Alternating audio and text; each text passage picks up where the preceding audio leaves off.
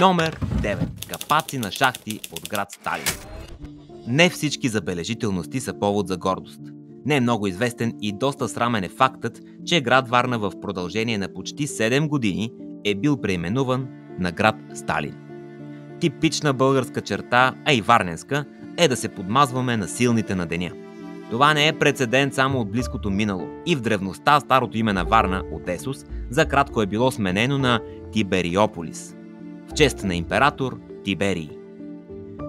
В по-ново време това се случва през 1949 година и поводът е 70 годишнината на вожда на СССР. Сталин става първият почетен гражданин на град Сталин. Дори е имало изграден 6 метров негов паметник на входа на морската градина. Предвидливо паметника е бил изграден от временен материал – гипс. Скоро се наложило услужливо да бъде премахнат в крак с новите дадености. Съществува мит, че паметникът е хвърлен в морето, но това е станало толкова набързо и тайно, че е само неясно предположение. Ако е вярно, следи не могат да се открият поради ефимерността на гипса. Материални следи са печатите на актовете за раждане на родените през периода между 1949 и 1956. Но в нашия фокус са материални следи в градска среда.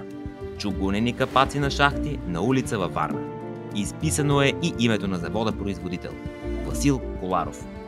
Жокер намира се на улица с името на двама братя, истински възрожденци, а не от партия Възраждане. Точно на ъгъла на училище с името на други двама братя, по-известни от братя Мурмареви, братя Строгацки, братя Аргирови, тримата братя и Златната ябълка и почти толкова известни като братя Грим.